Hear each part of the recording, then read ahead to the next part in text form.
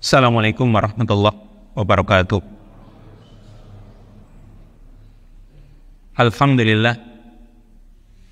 Alhamdulillahi hamdan katsiran tayyiban mubarakan fi kama yuhibbu rabbuna wa yarda. Asyhadu an la ilaha illallah wahdahu la syarikalah wa asyhadu anna Muhammadan abduhu wa rasuluh. Allahumma salli wa sallim wa barik ala nabiyyika wa rasulika Muhammadin wa ala alihi wa ashabihi wa man sara ala nahjihi wa ihtada bihadihi wa istanna bi sunnatihi ila yaumil qiyamah. Allahumma anfa'na bima 'allamtana wa 'allimna ma yanfa'una warzuqna al-huda wat tuqa was sadad. Allahumma la sahla illa ma ja'altahu sahla wa anta taj'alul hasana idza syi'ta sahla. Ikhwani wa akhwati fiddin, asanallahu jami'an. Ikhwan dan akhwat hadirin saudara-saudaraku yang semoga senantiasa dirahmati oleh Allah. Puji syukur senantiasa kita ucapkan, kita panjatkan kepada Allah Azza wa Jalla karena pada kesempatan malam hari ini kita bisa bermajlis kembali mengkaji ayat-ayat Allah dan juga hadis-hadis Rasulnya Sallallahu Alaihi Wasallam, yang insyaallah masih kita kaji makalah-makalahnya Syekh Abdul Razak bin Abdul Muhsin Al-Abbad Al-Badr hafidhahullahu ta'ala, yang pada malam hari ini kita ambil makalah beliau yang baru setelah kita kaji makalah sebelumnya atau makalah sebelumnya, yaitu Ashru Raqais fi Tarbiyatil Abna, 10 dasar dalam mendidik anak. Nah, sekarang makalah beliau yang lain, yaitu Tajdidul Iman, tentang memperbaharui keimanan kita. Kenapa di sini makalah ini kita angkat di sini? Karena ini sangat penting pula. Yang namanya iman, perkara yang paling penting yang seorang hamba haruslah punya inayah, punya perhatian yang besar. Dikatakan di sini dalam muqaddimah beliau, ini merupakan afdalu maktasabathun nufus, perkara yang paling afdal yang dicapai oleh jiwa manusia, yang diraih oleh hati manusia, yang dengan keimanan ini seorang hamba akan mencapai ar-rif'ah, kedudukan yang tinggi di dunia dan juga di akhirat. Bahkan segala kebaikan di dunia dan di akhirat itu tergantung keimanan yang benar. Kebahagiaan dunia dan akhirat tergantung keimanan yang benar yang dimiliki oleh seorang hamba. Kalau keimanannya tidak benar, maka dia tidak akan bisa mendapatkan kebahagiaan di dunia maupun di akhirat. Di dunia seorang yang beriman dengan keimanan yang benar, maka dia akan mendapatkan hayatan thayyibah, kehidupan yang baik. Yang banyak para ulama menjelaskan tentang yang dimaksud hayatan thayyibah, kehidupan yang baik. Ada yang mengatakan hayatan thayyibah adalah al-qanaah, yaitu orang yang punya jiwa atau orang yang punya perasaan selalu merasa menerima, atau dalam hidupnya itu ada sifat qanaah, dan ini susah dimiliki oleh manusia karena rasanya manusia itu kurang dan kurang. Maka keimanan ini perlu diluruskan terlebih dahulu, karena orang yang ingin bahagia di dunia, orang itu harus beriman. Orang yang beriman di dunia ini dia akan mendapatkan hayatan thayyibah, sebagaimana yang Allah katakan dalam surat An-Nahl ayat yang ke-97. Man amila salihan min dzakarin aw unsa wa huwa mu'min falanuhyiyannahu hayatan thayyibah wa lanajziyannahu ajrahum bi ahsani ma kanu ya'malun. Barang siapa beramal saleh yang itu dilakukan oleh seorang mukmin, ya, maka sungguh kata Allah, kami akan berikan untuknya kehidupan yang baik. Itu di dunia, dan nanti di akhirat Allah akan berikan balasan yang lebih baik dari apa yang dikerjakan oleh manusia. Ini di dunia. Di akhirat jelas kebahagiaan akhirat tidak akan mungkin didapatkan oleh seorang hamba kecuali kalau dia beriman. Karena yang akan masuk surga hanyalah orang yang beriman. Dalam hadis riwayat Bukhari dan Muslim, Nabi SAW bersabda, "La yadkhulul jannata illa mu'min." La yadkhulul jannata illa mu'min. Tidak akan masuk surga kecuali seorang mukmin. Berarti nggak akan mungkin selain mukmin itu akan masuk surga. Maka sudah seyogianya, sudah seharusnya setiap hamba yang beriman itu, yang dia benar-benar ingin menasehati dengan tulus untuk dirinya, untuk jiwanya, itu berusaha untuk meneliti, mencermati keimanannya. Orang itu harus memperhatikan kondisi dia ketika dia berinteraksi dengan keimanan. Apakah keimanannya itu bertambah? Apakah keimanannya itu berkembang dan semakin kuat atau bagaimana? Atau malah sebaliknya, keimanannya itu semakin lemah, semakin lesu dan berkurang. Jadi kita itu sebagai seorang muslim, sebagai seorang hamba yang mau beriman, itu kita harus meneliti, mengukur keimanan kita itu bertambah atau berkurang. Keimanan kita itu semakin kuat apa lemah, kan gitu. Berkembang atau malah semakin lesu. Sehingga di sini kita itu sangat membutuhkan yang namanya tajdidul iman. Kita perlu memperbaharui keimanan kita. Kita berusaha untuk bisa mendapatkan keimanan yang sempurna. Ini di satu sisi kita berusaha agar keimanan kita itu bertambah dan berkembang. Di sisi yang lain kita juga harus mewaspadai adanya perkara-perkara yang bisa melemahkan keimanan kita, yang akan bisa mengurangi keimanan kita. Karena yang namanya keimanan itu, dia itu tidak akan bisa lepas dari perkara-perkara yang akan mengurangi keimanannya. Ini seorang manusia, dia pasti akan berhadapan dengan hal-hal yang menjadi musuhnya. Apa musuh-musuhnya? Ya. Apa musuh-musuh manusia? Banyak para ulama mengumpulkan a'da'ul Islam atau a'da'ul iman atau a'da'ul insan, musuh-musuh manusia. Ada yang mengatakan musuh manusia itu ada yang mengatakan 3, ada yang mengatakan 4, ada yang mengatakan 5, ada yang mengatakan lebih dari itu. Coba kita kumpulkan.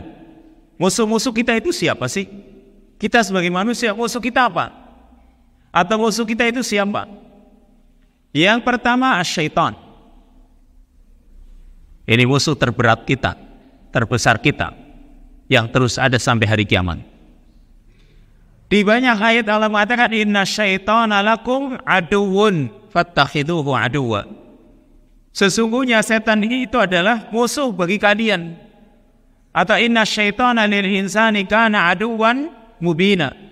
Sesungguhnya setan itu bagi manusia adalah musuh yang nyata. Jadi setan itu jelas-jelas musuh bagi kita. Sangat jelas bagi kita kalau dia adalah makhluk yang akan memusuhi kita terus. Satu.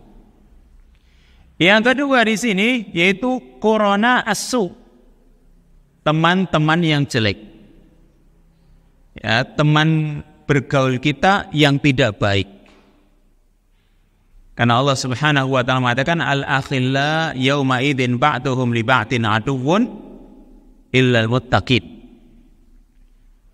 Orang-orang yang berteman, orang-orang yang saling mengasihi, saling mencintai, maka sebagian mereka pada hari itu kepada sebagian yang lain akan memusuhi. Illal muttaqin, kata Allah, kecuali orang-orang yang bertakwa. Berarti teman yang jelek, kalau kita itu na'udzubillah berteman dengan teman yang tidak baik, itu dia akan menjadi musuh kita,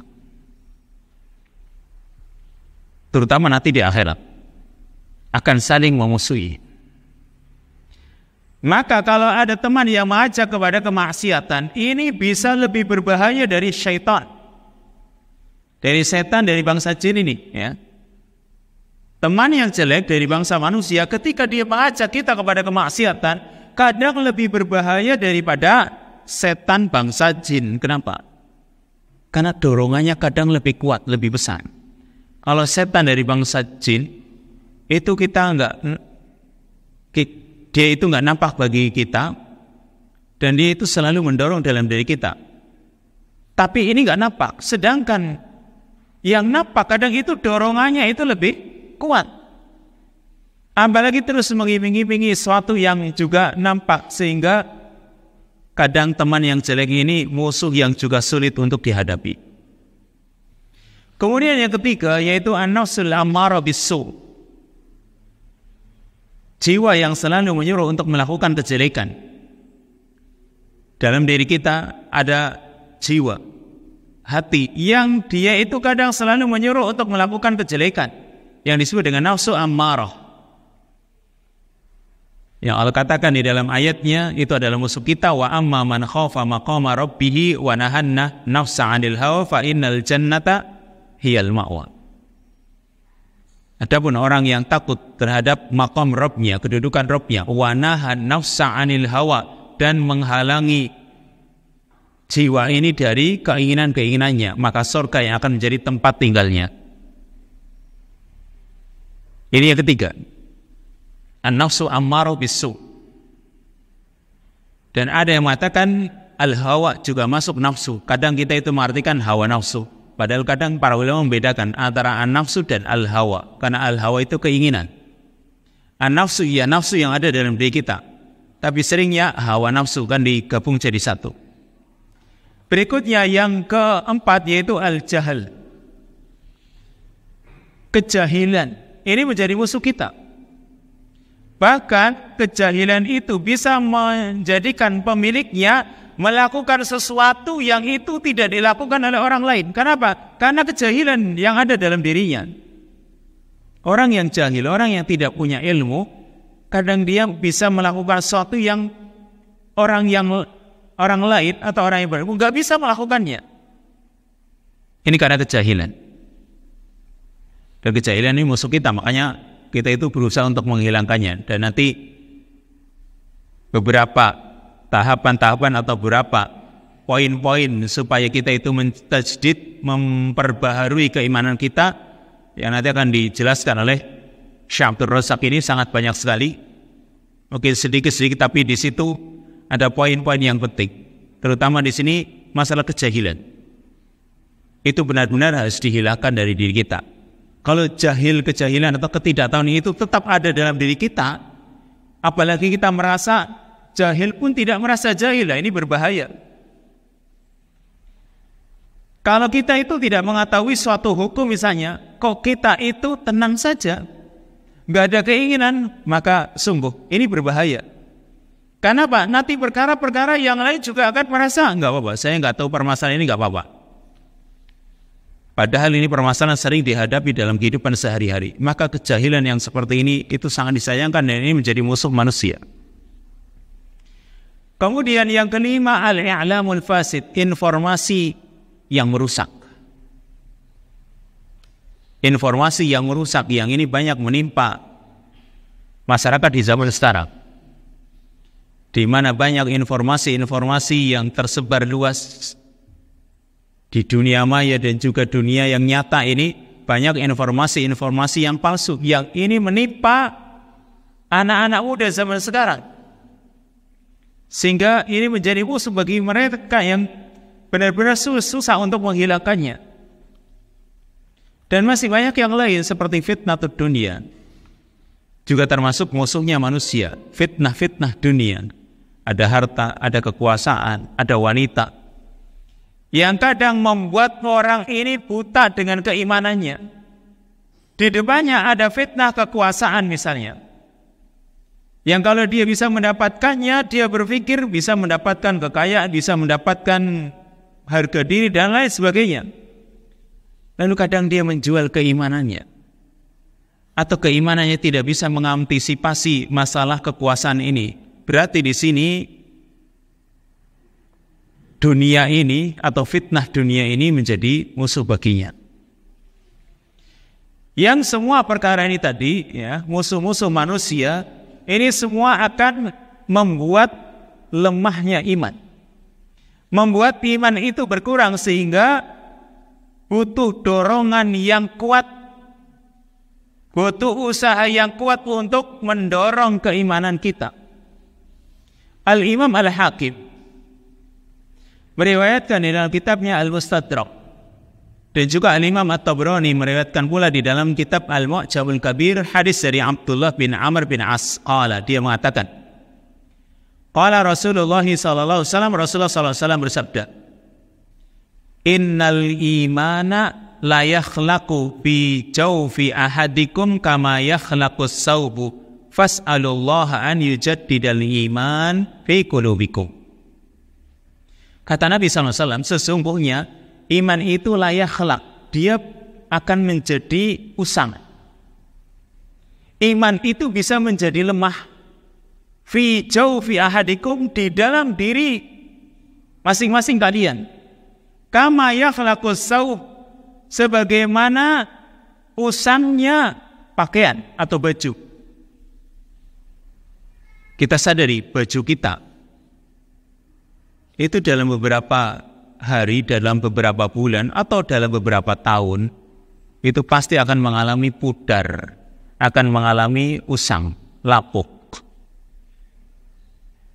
Maka kata Nabi SAW, keimanan juga sama. Innal imana la yakhlaqu fi jawfi ahadikum kama yakhlaqus saub. Sesungguhnya keimanan itu akan menjadi usang, menjadi lemah dalam diri masing-masing kalian sebagaimana usangnya, sebagaimana lapuknya pakaian. Fas'alullaha an yujaddidal imana fi qulubikum, maka mohonlah kepada Allah agar Allah itu memperbaharui keimanan di dalam hati kalian. Ini kata Nabi SAW. Yang hadis ini disahihkan oleh Al-Albani dalam silsilatul hadis sahihah. Perhatikan di sini, Nabi SAW menggambarkan bahwa keimanan itu sesuatu yang akan bisa usang. Jadi jangan dikira keimanan kita itu stabil, itu nggak bisa. Nabi menggambarkan kama yakhlaqus saub, seperti usangnya, seperti lapuknya pakaian.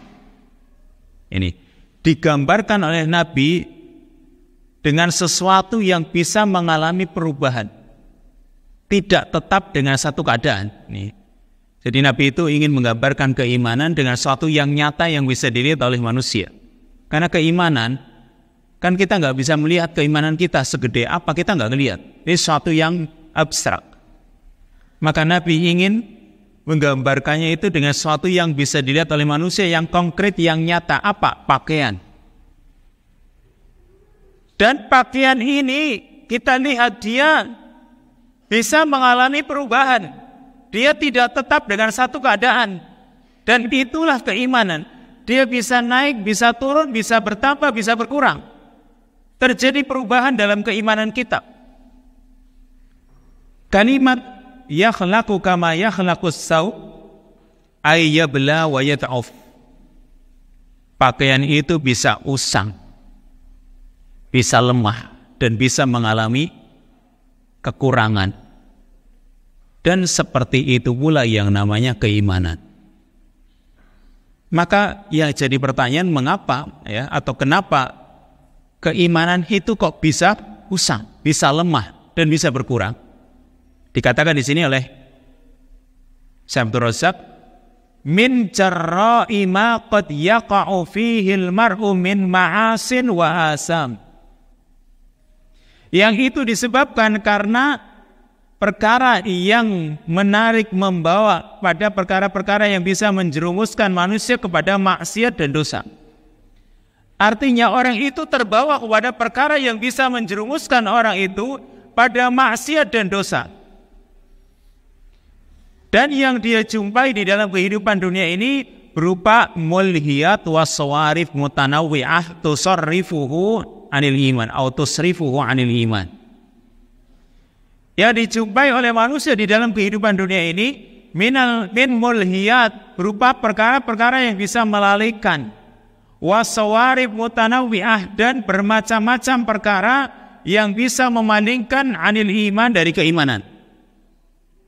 Wa fitanin aidom tudhibu jidatal iman, dan juga fitnah-fitnah yang besar yang bisa menghilangkan keberadaan iman, menghilangkan hayawiyatahu, eksistensinya keimanan atau hidupnya keimanan, wa quwwatahu, serta kekuatannya, wa tud'ifu jamalahu wa husnahu wa baha'ahu, juga akan melemahkan indahnya iman, cantiknya iman, dan kebaikannya iman. Ibarat iman itu kan cahaya. Cahaya ini bisa menjadi redup, atau mungkin jadi tidak indah. Ibarat lampu misalnya, itu bisa saja tertutup dengan penutup-penutup yang menjadikan lampu itu jadi nggak enak dilihat, atau bahkan bisa saja sampai redup, atau bahkan bisa saja sampai mati. Kenapa? Karena ada yang mengganggunya. Maka di sini Nabi SAW memberikan bimbingan kepada kita, pentingnya kita itu mentajdid, memperbaharui keimanan yang ada dalam hati. Bagaimana caranya? Di hadis ini Nabi SAW memerintahkan kita supaya kita itu benar-benar tertuju kepada Allah Azza wa Jal. Nabi SAW mengatakan, fas'alullaha an yujaddidal iman fi qulubikum. Maka mohonlah kepada Allah Azza wa Jal agar Allah memperbaharui keimanan dalam hati kalian. Berarti ya, dalam hati kita ada yang bisa memperbaharui keimanan. Siapa dia? Allah Subhanahu wa Ta'ala. Berarti yang bisa memperbaharui keimanan kita hanyalah Allah. Makanya di sini Nabi perintahkan fas'alullah, mohonlah kepada Allah. Karena kita menyadari bahwasanya yang bisa memperbaharui keimanan hanyalah Allah Subhanahu wa Ta'ala. Sehingga mohonlah kepadanya, jangan memohon kepada yang lain. Mohon, caranya berdoa. Di sini Nabi perintahkan fas'alullaha an yujaddidal imana fi qulubikum. Mohonlah kepada Allah, berarti kita suruh berdoa. Dan tentu ada usaha kan, karena kita sadar kalau kita itu cuma berdoa saja gak ada usaha, ini juga tidak dibenarkan. Ada doa kita supaya Allah itu memperbaharui terus keimanan kita, tapi juga ada usaha dengan cara kita melakukan amal saleh. Yang ini nanti akan menjadi pembahasan kitab ini. Berarti di sini kata muallif, fal maqam yatatallabu tawajjuhan shadiqan ilallah. Urusan ini menuntut kita untuk menghadapkan diri kita dengan jujur kepada Allah. Tapi kita itu menyadari enggak? Pertama, iman kita itu bisa bertambah, bisa berkurang. Kita sadari atau tidak? Kalau kita itu enggak menyadari, merasa masa bodoh, mau iman mau bertambah, mau berkurang, terserah. Ini namanya orang merasa masa bodoh ini. Maka bagaimana dia akan menghadapkan dirinya benar-benar kepada Allah kalau dia sendiri merasa nggak ada perubahan keimanan dalam dirinya. Kemudian dia juga merasa butuh supaya keimanan ini terus diperbaharui. Dan dia juga mengakui keagungan Allah Subhanahu wa Ta'ala. Kalau seperti ini, orang akan berusaha menghadapkan dirinya kepada Allah dengan jujur, memohon kepadanya, bahkan memohonnya terus dengan mendesak, mengulang-ulang, supaya Allah menambahkan keimanannya dan memperkuat keimanannya serta memperbaharuinya di dalam hati. Karena orang yang Allah perbaharui keimanannya sehingga menjadi kuat kembali, ini orang-orang yang insya Allah akan mendapatkan kebahagiaan di dunia dan di akhirat. Orang yang Allah mantapkan hatinya, Allah mantapkan keimanannya, yang Allah katakan dalam surat Ibrahim ayat yang ke-27. Yusabbitullahu alladhina amanu bil qawli tsabiti fil hayatid dunya wa fil akhirah. Allah akan teguhkan orang-orang yang beriman dengan ucapan yang teguh, ucapan yang mantap fil hayatid dunya, di dalam kehidupan dunia ini, wa fil akhirah, dan di akhirat. Allah akan teguhkan orang-orang yang beriman. Maksudnya ucapan yang teguh atau ucapan yang mantap itu apa? Karena di sini bil qauli sabit, dengan ucapan yang sabit, yang teguh. Ucapan yang teguh yaitu kalimat tauhid la ilaha illallah Muhammadur Rasulullah, ini selalu ada dalam dirinya. Tidak sampai hilang, ya, tidak sampai terhapus, masih ada dalam hatinya. Dan ini yang disebut al-qaulus sabit, ucapan yang mantap, ucapan yang teguh. Dan juga urusan-urusan agama, Allah jadikan manusia ini, orang yang beriman ini, dia bisa istiqomah dengan amal solehnya, sehingga iman pun bisa terjaga. Lalu ketika mati, pergi meninggalkan dunia ini, dia meninggalkan dunia ini dalam keadaan husnul khatimah. Serta nanti di alam kubur, ini di dunia. Nanti di alam kubur juga bisa menjawab pertanyaan-pertanyaannya malaikat, ya, nakir dan mungkar, atau mungkar dan nakir dengan baik. Karena perhatikan ini, pertanyaan-pertanyaan di alam kubur itu harus kita jawab dengan baik. Nggak ada kesempatan lagi kalau di dunia ini orang belajar, dia nilainya tidak baik, dia bisa remedi. Nanti di alam kubur nggak bisa. Kamu sana balik dulu ke dunia. Nggak ada kesempatan untuk remedi. Jadi itu kesempatan satu-satunya. Maka untuk bisa menjawab itu, kita pertahankan kalimat tauhid la ilaha illallah ini. Karena orang yang istiqomah ini Allah akan kuatkan, Allah akan teguhkan ini. Di dalam kehidupan dunia ini bil qauli sabit, dengan ucapan yang teguh, ucapan yang mantap, dan ini kalimat la ilaha illallah yang harus kita jaga ini. Jangan dikira saya hafal sekarang, man rabbuka, rabbi Allah, man nabiyuka, nabiyyi Muhammad, ya madinuka, dini al-Islam. Ya kalau cuma pakai bahasa Arab cuma segitu saja, kemudian ya orang bisa menghafal, bisa saja. Tapi tidak semudah itu. Kalau dalam kehidupan sehari-hari dia mengakui Allah Tuhannya, tapi dia masih mengakui ada selain Allah yang punya kekuatan-kekuatan tertentu misalnya. Berarti ucapannya itu gak sesuai dengan amalannya. Maka dia pun gak akan bisa menjawab. Atau sekarang dia mengakui nabinya adalah Muhammad, ya, rasulnya adalah Muhammad, tapi dia tidak pernah mengikuti syariatnya, sama saja. Dia nanti juga gak bisa menjawab. Dia mengakui agamanya Islam, tapi ternyata dengan ajaran-ajaran Islam saja dia nggak suka. Bagaimana dia akan bisa mengakui kalau Islam agamaku? Karena nanti jawaban-jawaban terucap ya di alam kubur dan sesudahnya nanti itu muncul dari apa? Dari amalan dia, dari dalam hati, bukan cuma sekedar ucapan yang sekarang bisa dihafal dengan otak manusia. Ketika dites man rabbuka, man nabiyuka, madinuka, mungkin. Tapi nanti tidak bisa kita itu menjawab dengan akal pikiran kita saja. Tapi yang akan menjawab adalah amalan kita nanti. Makanya di sini dikatakan wala budda min jihadin nafs wa muhasabatuha. Kita harus memerangi nafsu kita, memuhasabah diri kita, dan juga mengharuskan kita supaya kita berpegang dengan al-haq. Wa atriha alaihi atra, dan supaya kita juga sesekali itu perlu dipuji yang namanya jiwa ini. Perlu didorong supaya apa? Supaya terpacu. Kadang kita itu begini, kita itu menghadapi anak-anak. Ya, menghadapi anak-anak yang beragam macamnya. Kadang mereka itu supaya semangat belajar dikasih stimulus, rangsangan, kasih hadiah, semangat. Tapi coba kalau dikasih hadiah terus lama-lama bosan, lama-lama nggak ada semangat juga. Kadang butuh diilzam, diwajibkan, ini harus, PR ini harus dikerjakan misalnya. Kalau enggak akan ada konsekuensinya ini itu. Kadang mereka juga tertantang seperti itu. Jiwa manusia juga seperti itu.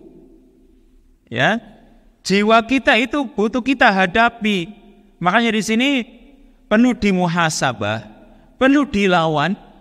jihadun nafas ya. Perlu kita itu mengekang dia dan juga kadang butuh untuk dipuji sesekali. Qala Allah Azza wa Jalla, Allah Azza wa Jalla berfirman dalam surat Al-Ankabut ayat yang ke-69. Walladzina jahadu fina lanahdiyannahum subulana wa innallaha lama'al muhsinin. Walladzina jahadu fina, dan orang-orang yang berjihad untuk mencari keridhaan kami ya. Walladzina jahadu fina, orang-orang yang berjihad untuk mencari keridhaan kami, lanahdiyannahum subulana, sungguh kami benar-benar akan berikan petunjuk kepada mereka ke jalan kami. Wa innallaha lama'al muhsinin, dan sungguh Allah akan senantiasa bersama orang-orang yang berbuat ihsan. Kalimat jahadu fina di sini, walladzina jahadu fina, orang-orang yang berjihad di jalan kami. Maksudnya ini jihad secara umum. Bisa punya makna memerangi musuh-musuh Allah Subhanahu wa taala, bisa punya makna melawan hawa nafsu atau melawan syaitan. Dan ini makna jihad di dalam ayat ini umum ya. Kalau makna jihad fisabilillah, misalnya pada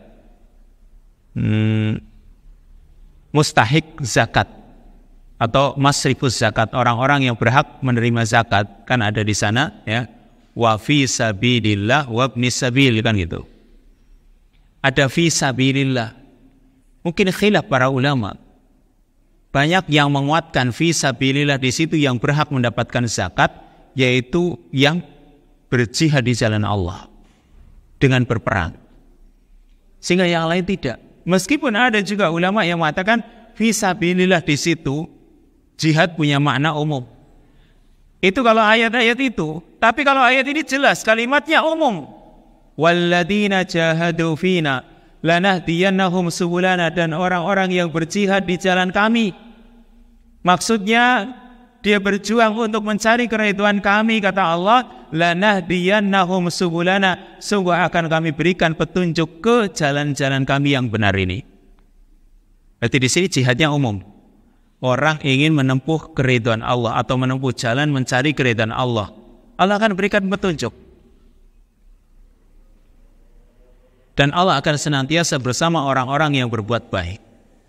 Berarti di sini ini jihad dalam memerangi hawa nafsu kita, memerangi musuh-musuh kita tadi, dan juga bersabar dengan berbagai fitnah yang ada di dunia ini, terutama fitnatus syubuhat wasyahawat.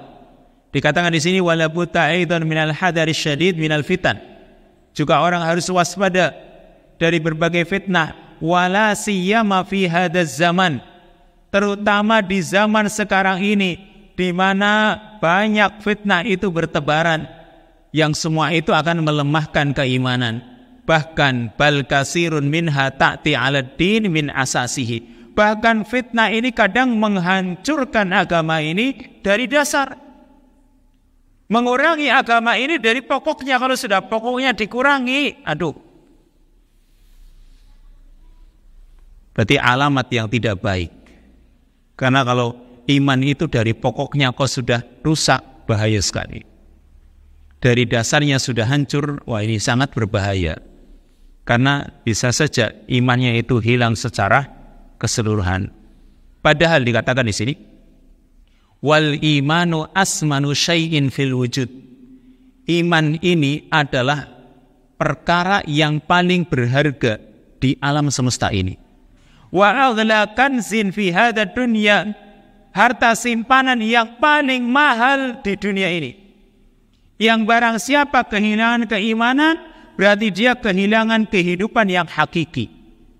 Karena tidak ada kehidupan yang hakiki bagi manusia tanpa keimanan. Kalau manusia itu tanpa keimanan, dia cuma sekedar berjalan, melangkahkan kaki, menggerakkan tangannya, mengucapkan dengan lisannya, tanpa ada keimanan. Ini tidak jauh beda dengan binatang ternak. Kalau manusia itu tanpa keimanan, tidak jauh bedanya dengan binatang ternak. Bahkan bisa lebih sesat lagi. Kata Allah Subhanahu wa ta'ala dalam surat Al-A'raf ayat yang ke-179.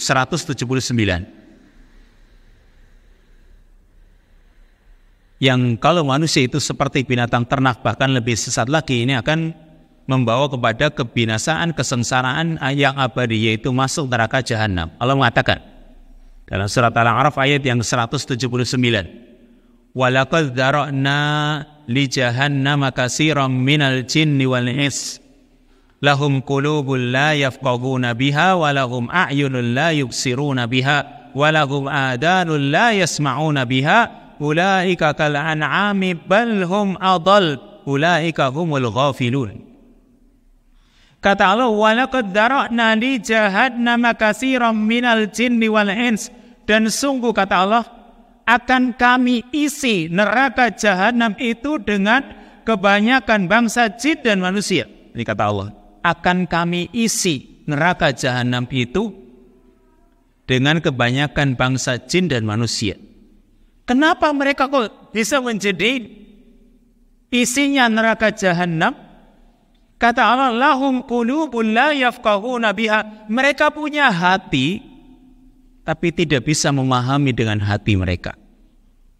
Walahum a'yunun la yubsiruna biha. Mereka punya mata, tapi mereka tidak bisa digunakan untuk melihat. Walahum adanun la yasma'una biha. Mereka punya telinga, tapi tidak bisa mendengar dengan telinga tersebut. Ulaika kal an'am. Kata Allah, mereka itu seperti binatang. Balhum adall, bahkan mereka lebih sesat lagi. Kenapa?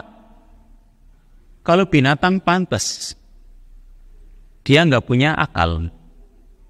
Lalu kalau tersesat, bisa kita katakan wajar. Tapi manusia, Allah bekali dia dengan akal. Allah bahkan masih mengutus Nabi dan Rasulnya untuk menyampaikan wahyu. Kok manusia tidak mau menggunakan akalnya, tidak mau menggunakan penglihatannya, tidak mau menggunakan pendengarannya? Lah mereka lebih sesat dari binatang. Ulaika humul ghafilun, kata Allah, mereka itulah orang-orang yang lalai. Ini gambarannya itu seperti binatang atau hewan ternak, ya, bahim, ya, atau bahimah. Ini orang manusia yang tidak menggunakan hatinya untuk bisa memahami urusan agama ini. Jadi ibarat orang-orang kafir, coba. Orang-orang kafir, mereka itu tidak pernah berpikir mungkin masalah akhirat barangkali. Mereka tidak pernah berpikir untuk menyembah Allah Subhanahu wa ta'ala. Yang mereka ketahui Tuhan mereka yang nampak barangkali. Tapi seorang mukmin tidak. Tuhannya tidak nampak, tapi dia punya kekuatan ini. Orang yang agamanya itu selain Islam, Tuhannya nampak. Ya, Tuhannya nampak, maka keimanannya itu berbeda dengan seorang muslim yang Tuhannya tidak nampak, tapi dia yakin betul. Sangat berbeda. Kita itu meyakini adanya Allah sang pencipta di dunia ini, ya, dan dia yang paling berhak untuk diibadahi. Tidak nampak bagi kita, tapi kita sangat yakin. Kenapa? Buktinya banyak. Dan kita sudah pernah kaji di dalam Mukhtasar fil Aqidah tentang adanya Allah, kemudian tentang rububiyah Allah Subhanahu wa ta'ala. Itu bisa dilihat, bisa kita rasakan dengan indera kita, bisa dengan akal kita juga, kita itu bisa memahami ada Rabb, ada pencipta di dunia ini yang itu tentu yang paling berhak untuk diibadahi. Ini semua ada bukti-buktinya. Kalau manusia mau menggunakan sedikit saja apa yang dia miliki, ya, sedikit saja apa yang ada pada dirinya itu berupa akal. Asal akal itu tidak diisi dengan mungkin filsafat yang bisa merusak dirinya, dia akan bisa membedakan, oh ternyata Allah itu ada, oh ternyata ajaran Islam itu adalah yang paling benar. Tapi kalau tidak, dia tidak punya keimanan, maka akan ikut serta dengan hewan. Tidak jauh bedanya manusia dengan hewan. Ini orang yang keimanannya itu tidak ada, berarti hidupnya juga tidak akan benar. Ammal hayatul hakikiyah, adapun kehidupan yang hakiki, fahiya hayatut ta'atu lirrahman azza wa jalla wattiba'ir rasuli sallallahu alaihi wasallam. Adapun kehidupan yang hakiki, yaitu kehidupan yang penuh dengan ketaatan kepada Allah dan juga ittiba kepada Rasulullah sallallahu alaihi wasallam. Karena itu Allah Ta'ala berfirman, ya ayyuhalladzina amanu istajibu lillahi walir rasuli idza da'akum lima yuhyikum. Hai orang-orang yang beriman, istajibu lillah, penuhilah seruan Allah, ajakan Allah dan Rasulnya, idza da'akum lima yuhyikum, ketika dia menyeru kalian kepada perkara yang akan membuat kalian itu hidup. Jadi ini orang yang punya keimanan, dia akan ittiba kepada Rasul, akan mentaati Allah. Dan yang menjadi contoh bagi kita adalah para salafun salih dalam urusan keimanan ini. Dikatakan di sini beliau memberikan contoh banyak sekali. Ucapan-ucapan para salafun salih terutama dari kalangan sahabat dan juga kalangan tabi'in atau tabi'ut tabi'in. Kata beliau, hafizahullah, para salafun salih rahimahumullah dari kalangan sahabat dan juga orang-orang sesudahnya, mereka mencurahkan perhatian mereka yang besar. Mereka konsentrasi yang sangat mendasar dan banyak asar-asar yang dinukil dari mereka, riwayat-riwayat yang dinukil dari mereka dalam urusan mereka itu selalu meneliti sisi keimanan dan juga amalan. Supaya apa? Supaya kalau keimanannya lemah bisa diperbaiki. Kalau keimanannya itu misalnya ternyata berkurang, bisa ditambah, bisa diperbaharui kembali. Contohnya di sini Al-Khalifatur Rashid Umar bin Khattab radhiyallahu an. Khalifah Umar bin Khattab radhiyallahu anhu, dia mengatakan kepada para sahabatnya, halummu nasdad imanan, wa fi lafdin qum bina nasdadu imanan. Kemarilah kita tambah keimanan. Ya, kita tambah, kemari kita tambah keimanan kita. Qum bina nasdadu imanan. Ayo kita tambah keimanan kita. Maksudnya apa di sini? Maksudnya Umar bin Khattab itu mengajak para sahabatnya, ayo kita duduk mengingat Allah, mengkaji ayat-ayatnya. Kita mengingat akan surga, mengingat akan neraka, mengingat akan janji Allah Subhanahu wa ta'ala dan ancamannya. Sehingga akan muncul ketika kita itu mempelajari tentang surga Allah, ada rasa berharap. Kenapa? Dikenalkan tentang surga. Coba kalau sekarang kajian kita sedang menjelaskan masalah surga, maka mungkin oh ya, semoga saya bisa masuk ke dalam surga tersebut, semoga saya bisa mendapatkan kenikmatan surga yang seperti itu. Terdorong diri kita. Atau misalnya kita sedang menjelaskan masalah neraka, ada rasa takut dalam diri kita, yang ini juga akan mendorong kita untuk meninggalkan hal-hal yang kira-kira itu akan mengantarkan kepada api neraka. Maka di sini Umar itu mengajak para sahabatnya, ayo kita beriman, kita tambah keimanan. Karena kalau kita itu mengingat surga dan neraka, maka akan semakin ada kerinduan kepada surga, ada rasa takut kita akan api neraka. Ini semua akan menjadikan iman bertambah dan semakin kuat. Dan kita sendiri merasakan ada perbedaan yang jauh antara orang habis mendengarkan nasihat, siraman rohani, dengan orang habis menonton suatu tontonan. Katakanlah malah barangkali olahraga apa yang disukai. Ada yang kalau lagi suka badminton, dia badminton misalnya. Ada yang mungkin suka sepak bola, sepak bola. Ada yang mungkin suka gulat-gulat. Atau mungkin ya olahraga apapun yang dia sukai. Coba, habis nonton sepak bola, apalagi kalau timnya kalah, itu rasanya, hatinya itu nggak ada, rasa tenangnya itu nggak ada. Dan kalau menang juga nggak ada sisi manfaatnya untuk hati. Tapi beda kalau kita itu baca Quran, mengkaji ayat, menjelaskan tentang apa yang dimaksud ayat ini kaulnya Rasul, sabda Rasul, ini kaulnya sahabat, itu menjadikan hati kita itu ada ketenangan batin. Itu orang bisa merasakan. Makanya Umar bin Khattab mengajak kita, hayya bina, ya, halumu nasdad imanan, kemari kita tambah keimanan kita. Karena kita bisa merasakan iman itu akan bertambah. Coba sekarang orang semangat berjamaah karena habis mengaji masalah sholat jamaah, dikaji sholat jamaah, terus fadilah-fadilahnya, keutamaan-keutamaannya, ya, kemudian ancaman-ancaman bagi orang yang meninggalkan sholat jamaah, itu akan tergerak, dan itu akan semakin menambah keimanannya. Meskipun kadang kajian kita itu mengulang-ulang apa yang sudah pernah dikaji, diulang kembali, karena dalam rangka memperbaharui keimanan. Ini satu contoh tadi, ucapan Umar bin Khattab. Lalu juga Abdullah bin Mas'ud, beliau mengatakan, ijlisu bina nasdad imanan, duduklah dengan kami, kita tambah keimanan kita. Wa kana yaqulu fi du'aihi, dan Abdullah bin Mas'ud pun mengatakan di dalam doanya, Allahumma zidni imanan wa yaqinan wa fikhan. Ya Allah, tambahkan untukku keimanan, keyakinan, dan juga pemahaman. Serta ucapan Mu'ad bin Jabal, ijlisu bina nu'min sa'ah, duduklah dengan kami, kita beriman sesaat. Meskipun cuma sesaat lah, tidak lama, cuma paling 1 jam atau mungkin lebih dikit, atau mungkin kurang. Ini kemari duduk sesaat, barangkali kita itu bisa beriman, maksudnya menambah keimanan.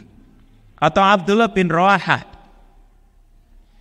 dia memegang sebagian orang sahabatnya atau murid-muridnya, dia mengatakan, ta'alau nu'min sa'ah, ta'alau falnadkurillah fanasdad imanan bita'atihi la'allahu yudakkiruna bimaghfiratih. Kemari kita beriman sesaat, kemari kita mengingat Allah sehingga bertambah keimanan kita dengan ketaatan kepadanya. Semoga dia itu bisa mengingatkan kita dengan ampunan-ampunannya. Kemudian juga ucapan Abu Darda, kata beliau radhiyallahu anhu, min fiqhil abdi an ya'lama amusdadun amuntaqisun, wa min fiqhil abdi an ya'lama nazaghati syaitan anna ya'ti. Apa artinya? Min fiqhil abdi an ya'lama amusdadun huwa amuntaqis.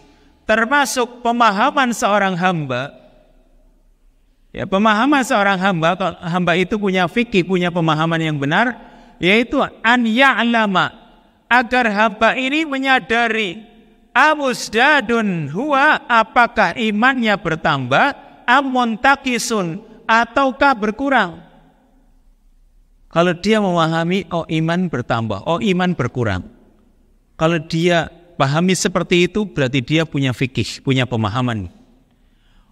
Wa min fiqhil abdi an ya'lama nazaghati syaitan, dan termasuk pemahaman seorang hamba, dia menyadari adanya godaan-godaan setan.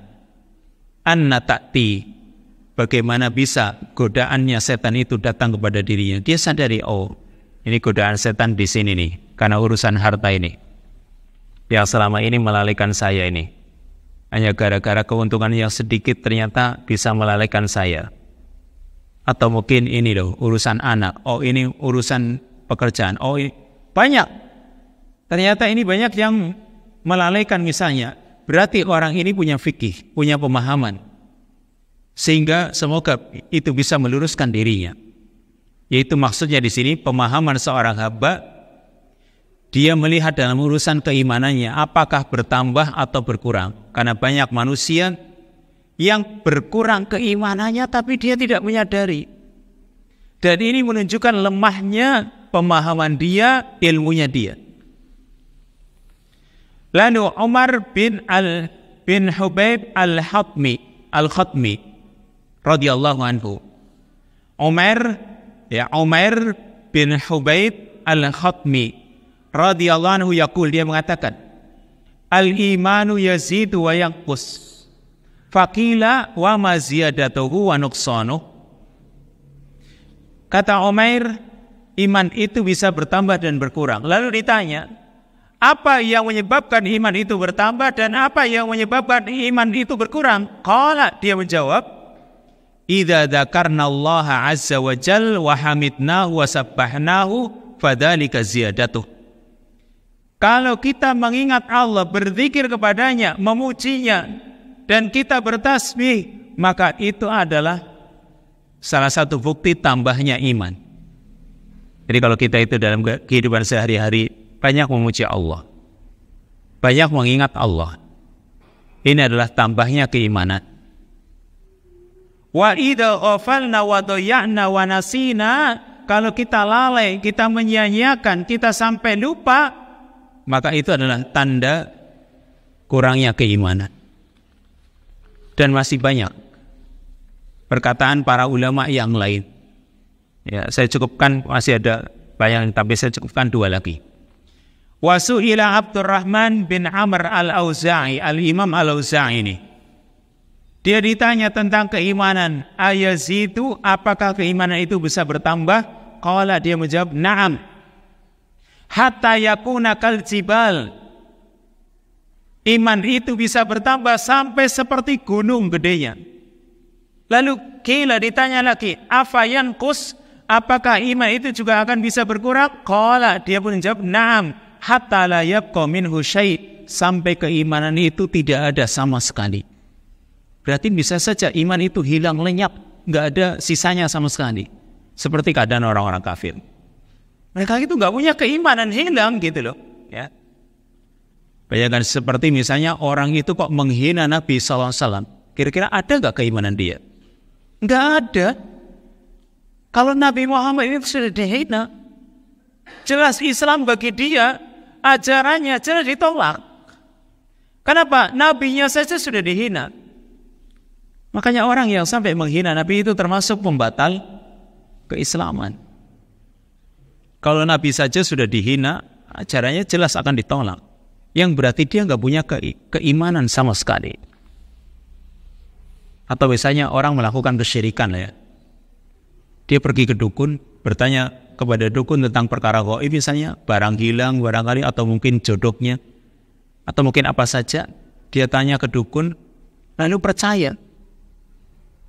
Berarti ini dia sudah meyakini ada kekuatan yang mengetahui perkara gaib tersebut. Maka ini bertentangan dengan dasar keimanan, yang kalau seperti ini batal keislamannya, syahadatnya hilang. Karena dia melakukan pembatal-pembatal keislaman. Makanya di sini bisa saja iman itu habis, tidak tersisa sama sekali. Lalu Al-Imam Ahmad juga ditanya tentang al-iman, yazidu wa yanqus, apakah iman itu bisa bertambah dan berkurang? Qala, beliau menjawab, yazidu hatta yablugha a'la samawati sab'a. Iman itu bisa bertambah sampai mencapai tingginya langit ke-7. Wa yanqus hatta yasira ila asfali safilin, dan akan berkurang sampai mencapai bawahnya itu, sampai bagian bawah yang terbawah dari bumi ini. Bumi kan 7. Yang terbawah, nah, ada yang paling bawah. Maka iman itu bisa sampai paling bawah, paling dasar. Ibarat tadi paling tinggi. Sekarang ke bawah, paling bawah. Dan masih banyak asar-asar yang lain yang dinukil dari para sahabat atau para tabi'in atau para a'immah, para imam Ahlus Sunnah wal Jamaah. Yang kalau kita melihat sirah mereka, para sahabat, para tabi'in, para imam, kita itu akan bisa mengetahui bagaimana mereka itu berusaha untuk meneliti keimanan mereka dan berusaha untuk bisa menambah, memperkuat keimanan. Serta sebaliknya mereka juga berusaha untuk menjauhkan diri dari perkara-perkara yang bisa melemahkan keimanannya, mengurangi keimanannya. Dan ini ada pada setiap orang yang mau mengikuti mereka dengan kebaikan. Kalau mereka yang diikuti, yang dijadikan contoh, jelas punya semangat bagaimana bisa menambah keimanan dan juga berusaha menjauhkan dari perkara yang bisa mengurangi, ya, maka orang yang benar-benar mau mengikuti sama dengan mereka. Hamba yang beriman yang diberikan taufik oleh Allah Subhanahu wa ta'ala, dia akan berusaha untuk melakukan 2 hal. Orang yang diberikan taufik oleh Allah Subhanahu wa ta'ala, dia akan selalu melakukan 2 perkara. Apa itu? Pertama, tahqiqul iman. memurnikan keimanan tadi, membersihkan dari kotoran-kotoran keimanan dan juga berbagai cabang, serta dia berusaha untuk merealisasikan keimanan itu dalam wujud ilmunya dan amalannya. Ilmunya, amalannya sekarang kan gitu, bukan menunggu kapan nanti tidak, sekarang. Dia murnikan keimanannya, bersihkan segala kotoran-kotoran dosanya dan juga keyakinan-keyakinan yang akan mengotori keimanannya. Kemudian diwujudkan dalam ilmu dan juga amalan. Ini satu. Karena dia diberi taufik berusaha untuk memurnikan keimanannya dan juga merealisasikan keimanannya. Yang kedua, as-sa'yu fi daf'i ma yunafiha wa yunaqiduha, berusaha menolak, menyingkirkan perkara yang akan bisa menghilangkan atau akan bisa menghapus keimanannya dan juga yang bisa mengurangi keimanannya berupa fitnah-fitnah yang zahir dan batin, fitnah-fitnah yang nampak dan yang tidak nampak. Orang tahu ya, ini bisa merusak keimanannya, maka dia berusaha untuk bertaubat kembali kepada Allah Subhanahu wa taala.